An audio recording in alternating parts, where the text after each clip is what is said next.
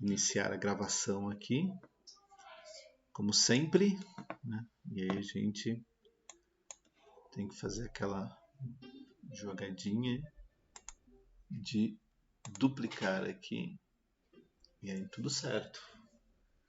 Muito bem, hoje a gente vai falar de um tema, né, bastante curioso, né, sobre os dinossauros.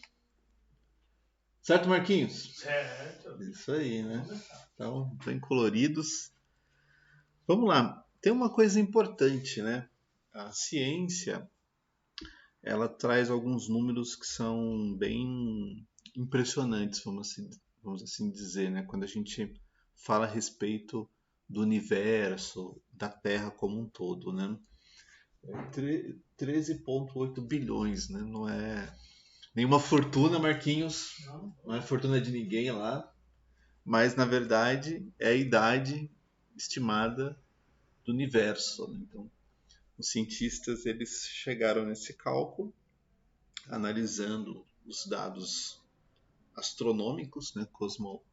Os dados cósmicos, e, e a estimativa que eles chegaram é que o nosso universo tem, segundo seus cálculos, mais de 13 bilhões de anos.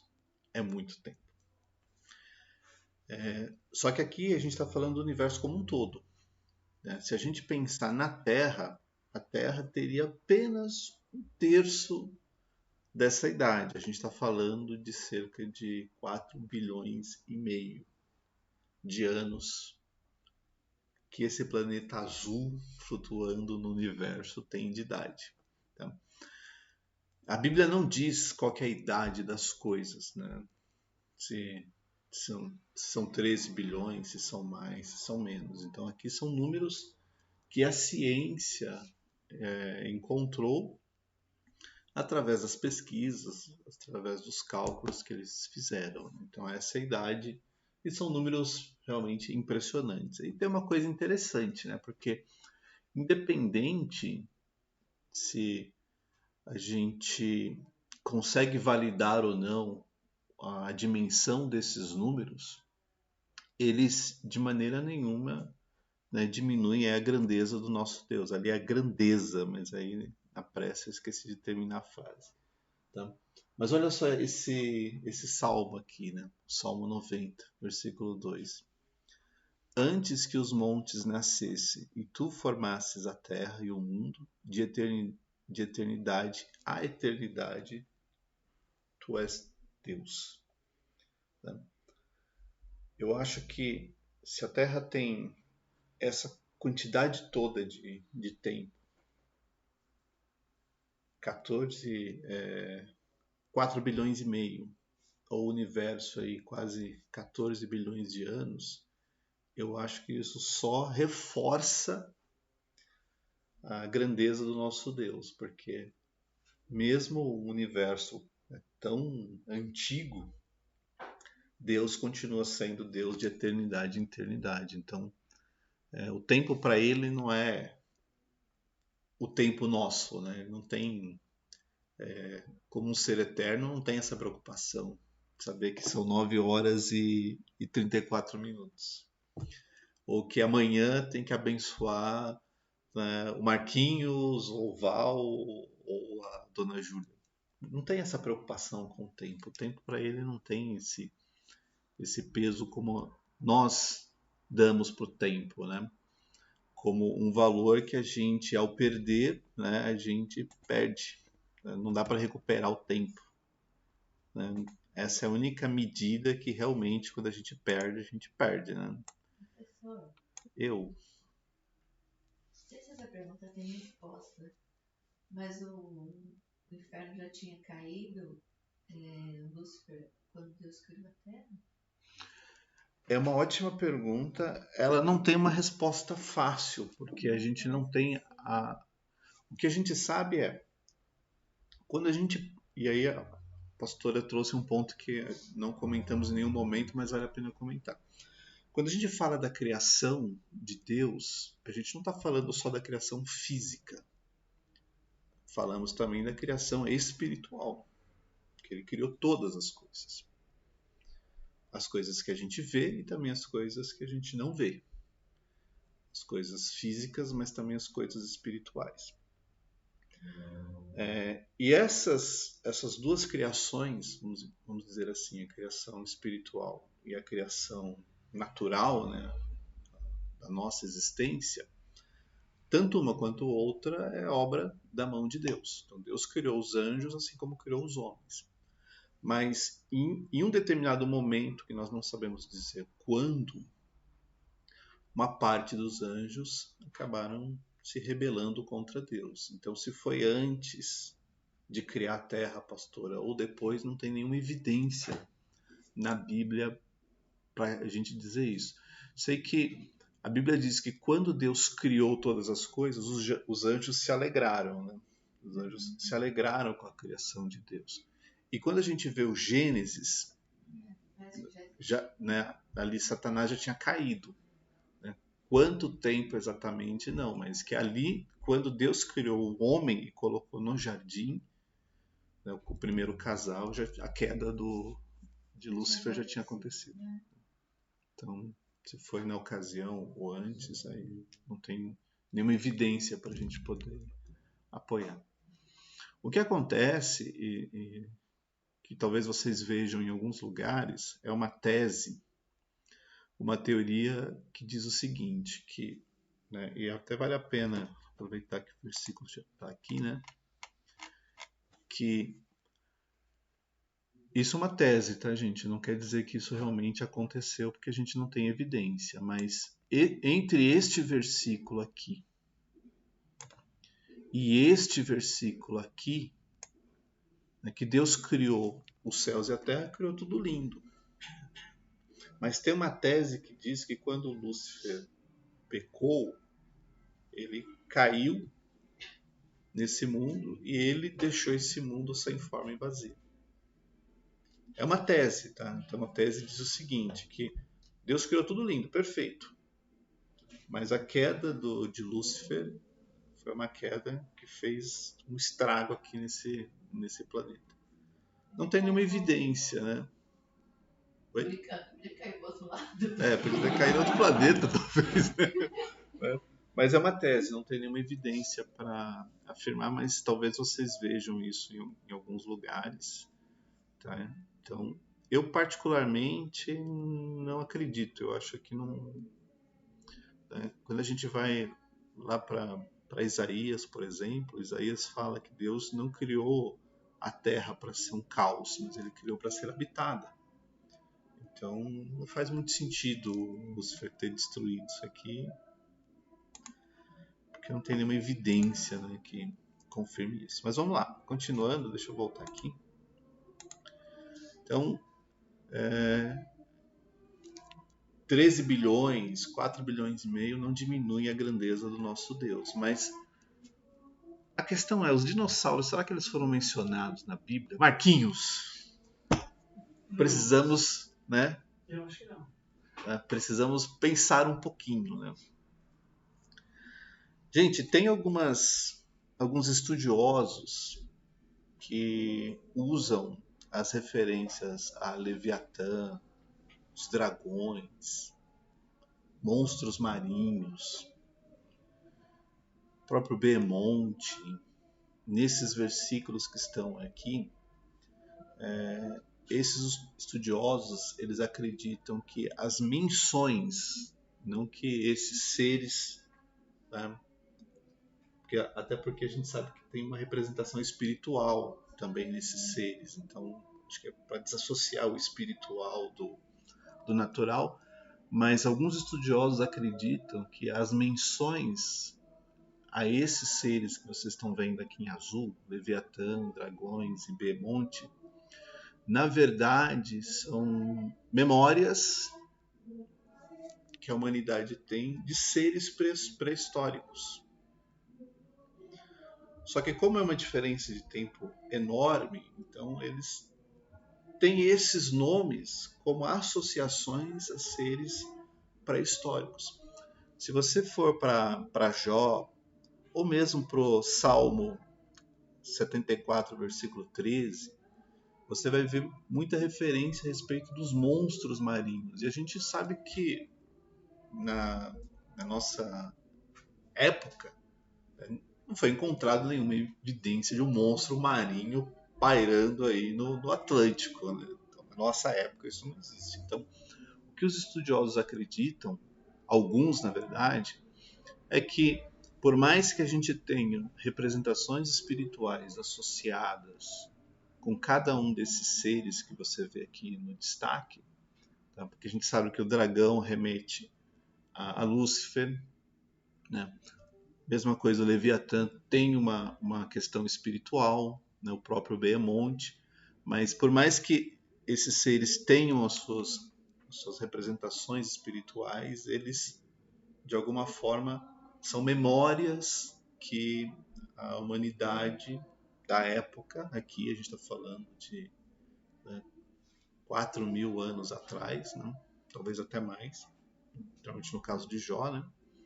Então são memórias que eles teriam, lembranças de ouvirem falar de seres pré-históricos que a gente poderia associar aos dinossauros.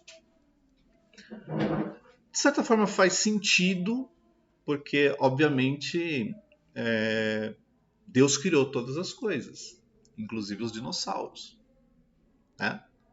Então, talvez a pergunta que fique é: por que eles não entraram na arca? Né? O que aconteceu? Como Deus tem um propósito para todas as coisas, né? A criação, de uma forma geral, ela tem um propósito. Tudo que Deus criou, ele criou por alguma razão. Não criou à toa.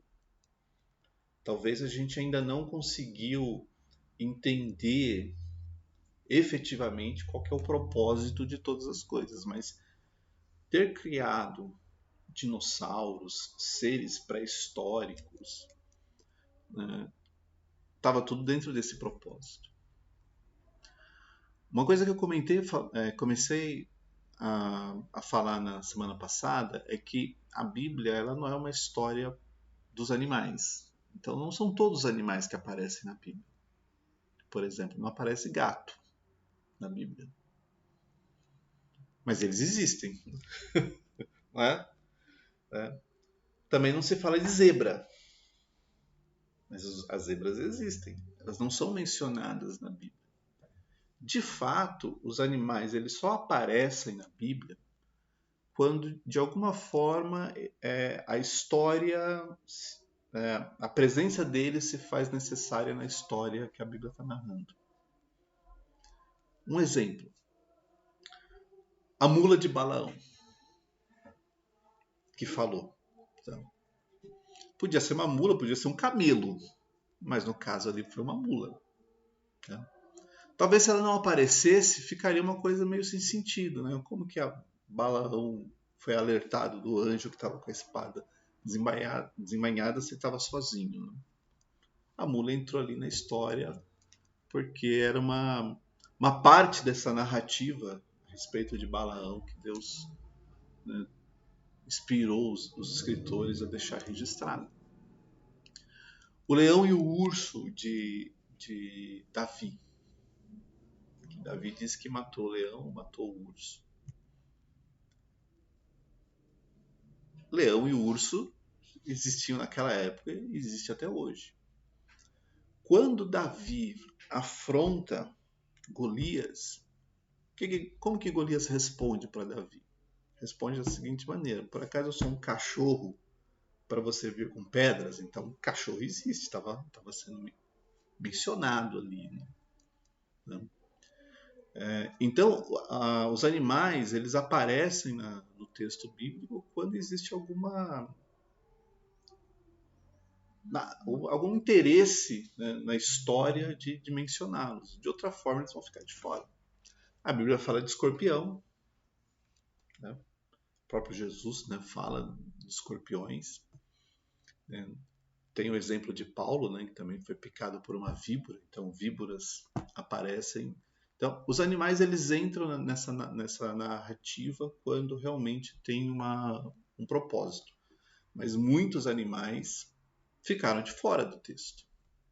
Eu dei o exemplo do gato, dei o exemplo da zebra, mas se a gente parar para pensar um pouquinho mais, muito bicho ficou de fora. Porque o objetivo da Bíblia não é contar a história dos animais. O objetivo da Bíblia é contar a história da redenção da humanidade. Por isso que o homem cai em Gênesis, pensa aí, né? Ele cai lá em Gênesis, capítulo 3, mas o que acontece em Apocalipse, capítulo 21, 22? Deus fazendo um novo céu, uma nova terra. E trazendo a humanidade redimida para habitar esse novo lugar. Então a história da Bíblia é uma história da redenção humana, que começa com a queda em Gênesis, termina com a redenção efetiva lá em Apocalipse. E os animais, eles aparecem quando eles precisam aparecer. Então, quando eles não aparecem... Tá? Então, no caso dos dinossauros, é a mesma coisa. Se eles não são mencionados efetivamente na Bíblia, porque não tinha um propósito narrativo, vamos dizer assim, né, que levasse os dinossauros a aparecer lá. Aí você pensa um pouco, mas e o Tiranossauro Rex? Né? Primeiro que esses nomes são modernos, eles não são nomes que apareceriam naquela época. Então talvez chamar dessa maneira seria o melhor que eles poderiam ter para representar esses seres pré-históricos. Né? Tiranossauro, o próprio nome dinossauro foi um nome moderno, não foi um nome que chamariam na época de Noé, por exemplo. Né? E talvez até os nomes que Adão deu para os animais não necessariamente são os mesmos que a gente teria hoje, porque a biologia renomeou muitos seres, né, a partir do momento que ela começou a estudar mais efetivamente, né, os animais. O fato é que tudo tem um propósito. E esse cientista, o Hugo Ross, ele escreveu uma obra chamada Uma Questão de Dias, resolvendo a controvérsia da criação. Se você quiser, acho que dá até para olhar aqui rapidamente. Tá?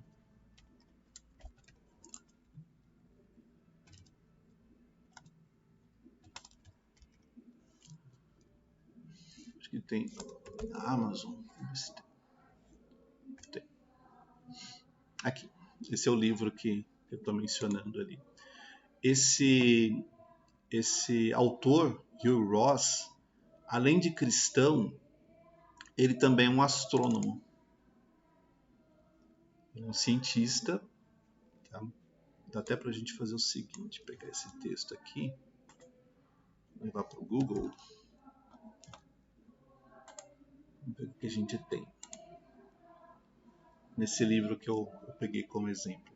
Então, o livro está levantando uma questão a respeito dos dias da criação, uma terra antiga, se houve morte antes da queda.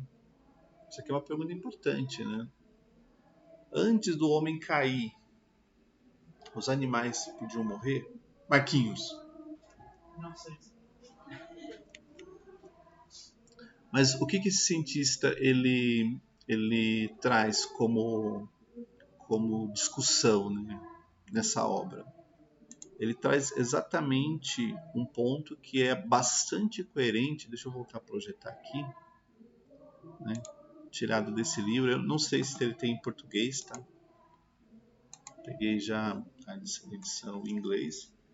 Mas esse cientista, esse astrônomo, ele menciona o seguinte, que os seres pré-históricos, e não só animais, mas plantas também, com a morte e a decomposição dessas plantas, desses animais, né, enormes biodepósitos foram formados na Terra. Porque imagina, o mar, na superfície da Terra, esses animais, quando eles morriam, a Terra estava lá, né? cobrindo esses animais, criando camadas. Lembra das aulas na escola, né? Os sedimentos que eram formados e tal. E esses animais ficavam lá no fundo, se decompondo. Mas se decompondo para quê? Para fazer, por exemplo, o petróleo, o gás natural, carvão. Então, esses recursos que a gente usa como energia, eles são frutos. Deixa eu voltar aqui, né? Senão vocês veem de um jeito e eu vejo do outro. Deixa eu duplicar. Isso, melhor assim. Então, esses seres, eles morreram, foram extintos, mas criaram recursos naturais que a gente usa para produzir energia. O que esse autor quer dizer? Que se a criação tem um propósito, talvez o propósito desses seres, Deus criou exatamente para trazer um pouco de conforto para o homem moderno, porque sem petróleo a gente estaria andando o quê? Talvez de carros e cavalos, carrocinhas, né? Talvez a gente não teria certas regalias que a gente tem no nosso mundo moderno, que são tirados das fontes de energia natural, como o carvão, o gás e o petróleo. Então, essa tese que esse cientista traz é bastante interessante, porque esses seres eram enormes. A gente está falando, né, de seres que, uma vez decompostos, não tem nem como saber o que eles eram, porque só tem lá a matéria orgânica decomposta virando aí carvão, virando petróleo, gás natural. Mas hoje o homem consegue tirar proveito dessa decomposição de plantas e animais para gerar combustível, para gerar energia e poder tocar a vida de uma forma mais tranquila, né? A gente sabe que petróleo e gás natural, eles são extremamente essenciais no processo produtivo da humanidade, né? Sem esses dois elementos, né, o carvão também, né? Mas sem esses dois últimos elementos que estão mais presentes no nosso dia a dia, a nossa realidade seria bem diferente. Bem diferente. Então a tese desse cientista é que Deus criou esses seres e criou para que lá na frente, né, nós como humanidade pudéssemos aproveitar esse material orgânico decomposto para gerar energia, e foi dominar esse material decomposto, né, no solo, fez com que a gente mudasse o patamar da humanidade.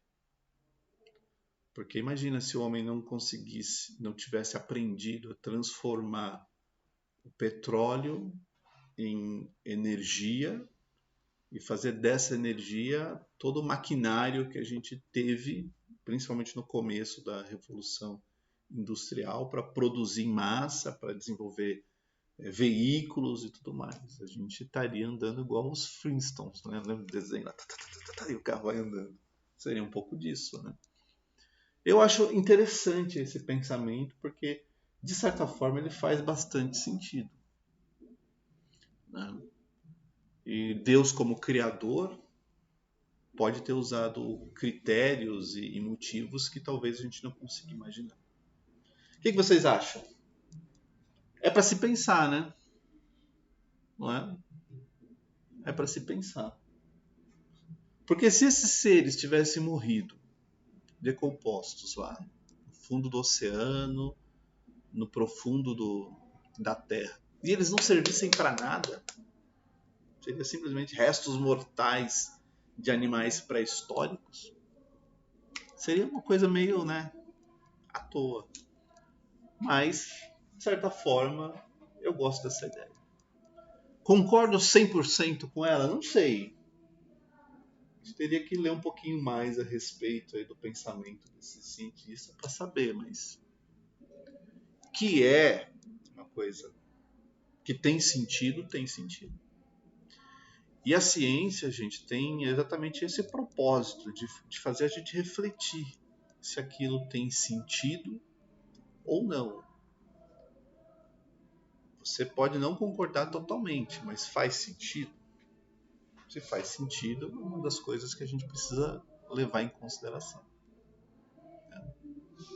Tudo bem? Tudo bem aí, Val? É. Mas a pergunta que pode existir é: mas onde que começou a controvérsia entre ciência e fé? A gente está terminando, hoje vai ser o último dia que a gente vai falar desse assunto. Né? Então a gente vai terminar entendendo onde que as coisas possivelmente começaram. Né? Na obra do Alistair McGrath, Teologia Sistemática, ele traz uma questão que parece muito pertinente a gente pensar. Durante a final da Idade Média, início da Idade Moderna, surgiu um movimento chamado Iluminismo, que acreditava que a razão humana deveria ser superior a qualquer coisa que o ser humano produzisse. Então, a razão humana deveria dirigir a humanidade em todos os aspectos.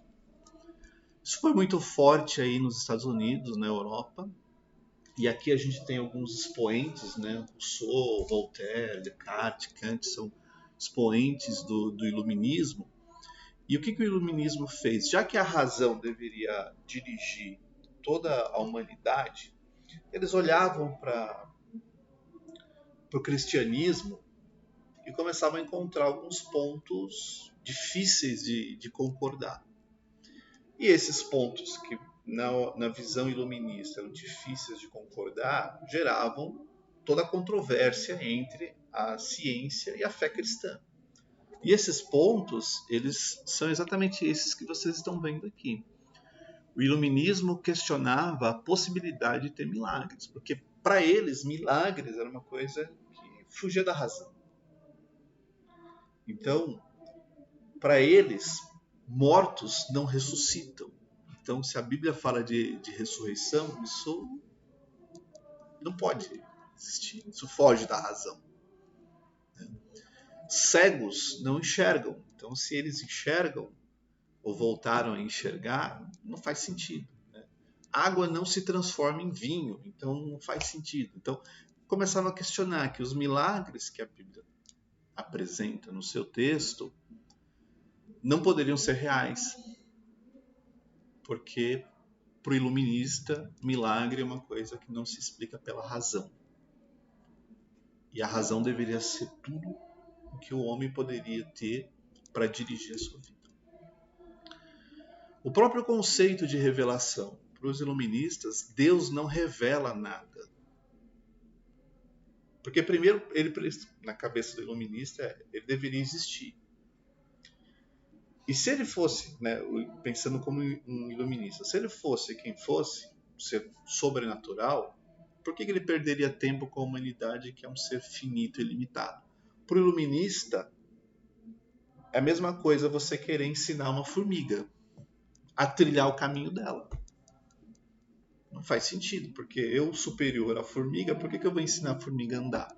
Ela ande por onde ela quiser. Então, para o iluminista, o conceito de Deus falando com a humanidade parecia ser absurdo, porque como um ser tão poderoso vai ensinar alguma coisa para a gente, nós mortais, limitados e cheios de falhas. Então, acreditar nisso parecia uma coisa muito absurda. O próprio pecado original, os iluministas falam, não existe pecado original. Nós somos quem somos e somos conscientes das nossas decisões. Então não tem essa de pecado. O pecado é o fruto das nossas consciências. Se a gente acha que é pecado, é pecado. Se a gente não acha, está tudo certo. Não tem problema nenhum. A própria questão do mal. E aí tem muito cientista dessa época que dizia, se Deus é tão bom como a fé cristã diz que ele é, por que existe o mal na Terra? Por que crianças nascem deformadas? Por que pessoas morrem de doenças tristes, né, terríveis? Por que existe devastação na costa, vem furacão, terremotos? Por que essas coisas, se Deus é bom? A própria questão das escrituras, né? Por que a escritura é a palavra de Deus se foram as pessoas que escreveram? Então, como provar se realmente Deus falou aquilo, se foi um ser humano como nós aqui que escreveu? E Jesus Cristo, né? Por que acreditar que ele era o Salvador se talvez ele nem sequer existiu? Porque as únicas referências que a gente tem de Jesus estão nas Escrituras, não tem nenhum registro fora das Escrituras. Então, todas essas críticas, todas essas questões faziam com que os iluministas olhassem a fé cristã e falassem: não dá para acreditar nisso. Agora você pega século XVIII, né, com todas essas ideias e pessoas influentes, porque esses homens aqui, para citar apenas eles, mas tem outros com certeza, eles estavam nas universidades, eles estavam ensinando as gerações e questionando a fé cristã exatamente nesses aspectos. Então você imagina que as gerações seguintes que leram as obras desses escritores, que estudaram com esses homens, eles acabaram absorvendo exatamente essas mesmas críticas, essas mesmas controvérsias, vamos dizer assim, e aí isso vai causando uma ruptura, porque você olha para a fé e fala assim, mas eu aprendi lá que, né, eu li na obra de Immanuel Kant, eu li no livro de Jacques Rousseau, que é diferente. Então, por que eu vou acreditar nesse livro e não de um cientista que eu sei que existe porque eu falei com ele? Então, vocês percebem como que a construção ela não vem do acaso. As pessoas deliberadamente começaram a questionar e aí a questão ela reverbera até hoje. Até hoje, essas preocupações que foram levantadas desde a era iluminista, elas incomodam até o dia de hoje. Né? Você falar, por exemplo, de milagre, tem gente que vai dizer assim, não, foi o remédio que você tomou, foi o tratamento lá que você fez, que deu tudo certo, né? Aquele sonho, né, que você sonhou e que depois, né, veio uma interpretação do sonho e aconteceu, aquilo foi uma coincidência, né, pastora? Não foi Deus que falou, foi coincidência. É, tudo isso está aí. Mas o mais importante, para a gente finalizar, é que a própria Escritura define fé com dois elementos extremamente importantes nessa definição: certeza e convicção. Então, e a fé, ela tem como propósito gerar esse tipo de sentimento em nós. Por mais que a gente não tenha todos os argumentos para explicar, de certa forma a gente tem uma certeza que foi Deus. E por mais que pareça muito fora da realidade natural, a gente tem convicção de que foi Ele que fez. Então, acho que para a gente finalizar por enquanto, né? Porque esse é um tema que a gente vai voltar em outras ocasiões, então não se preocupem de achar que a gente não cobriu tudo, porque nem era essa a intenção cobrir tudo, é um tema muito amplo, mas a gente vai voltar nele. Acho que fé é uma questão de certeza daquilo que você espera e também convicção daquilo que você ainda não viu acontecer, mas sabe que vai acontecer. E isso é tão certo porque, independente se a fé é cristã ou não, quando você tem certeza de um plano, de um projeto que você desenvolveu, que aquele projeto é bom, aquele projeto vai realmente dar certo, vai funcionar, vai acontecer. E quando você tem convicção de que o resultado vai chegar, em outras palavras, você teve fé. Talvez não necessariamente em Deus, mas naquilo que você está construindo. Então, a fé ela é inerente do ser humano. Eu posso projetar essa fé em Deus, e ótimo. Eu posso projetar essa fé nas coisas que estão ao meu redor. Mas independente da onde que eu estou apontando a minha fé, o ser humano tem essa chama dentro dele de querer acreditar, ou nele ou em Deus. Nós fizemos a opção de acreditar em Deus. Tá? E a ciência, ela tem como propósito entender as coisas, buscar uma explicação através das leis naturais, da observação, da construção de teorias. Então, no final das coisas, no final das contas, elas podem andar no paralelo, elas podem entrar em choque em alguns momentos, ou elas podem ajudar a construir uma história em conjunto, através de um diálogo, de uma contribuição.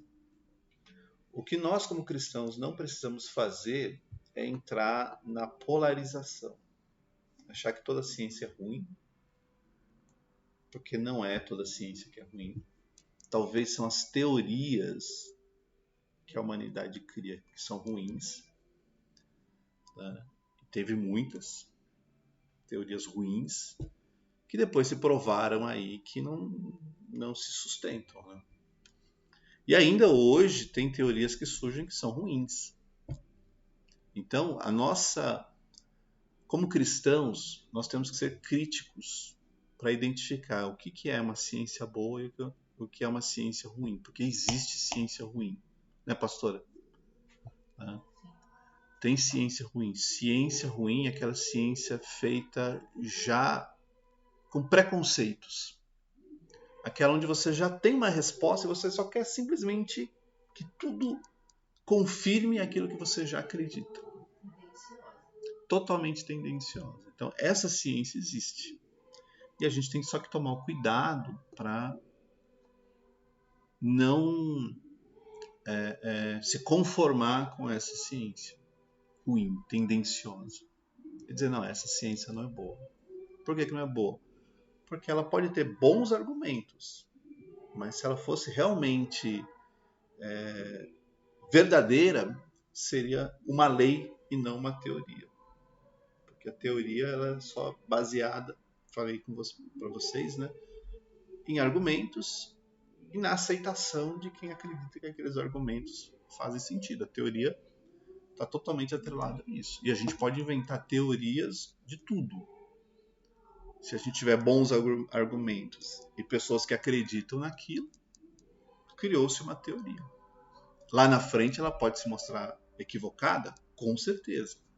Mas até que alguém mostre o equívoco da teoria, ela está aí, agindo e reverberando, digamos assim, na mídia, nas escolas, nas universidades, até que alguém diga, não, essa teoria está falha por conta disso.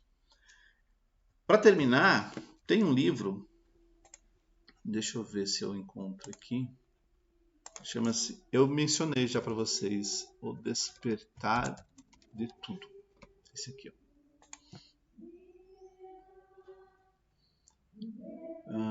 Acho que tem aqui na Amazon. Vê se dá para ver daqui. Né? São dois cientistas, eles não são cristãos, mas eles estão trazendo aqui uma proposta sobre a criação da humanidade, não, o desenvolvimento da humanidade, que contrapõe, por exemplo, que Jacques Rousseau, que foi um daqueles que eu mencionei aqui, trouxeram numa das suas obras, que fala, olha, a humanidade ele sempre foi uma humanidade inocente. Quando o homem desenvolveu a agricultura, aí destruiu a humanidade, porque agora criou a desigualdade. Rousseau fala muito disso. Tá? E esses dois escritores, e eu comecei a ler esse livro, muito interessante, não é um livro cristão, mas é um livro muito interessante, eles trazem um olhar de que, olha, isso que a gente pensa, que a gente ouve, está muito associado com um pensamento europeu.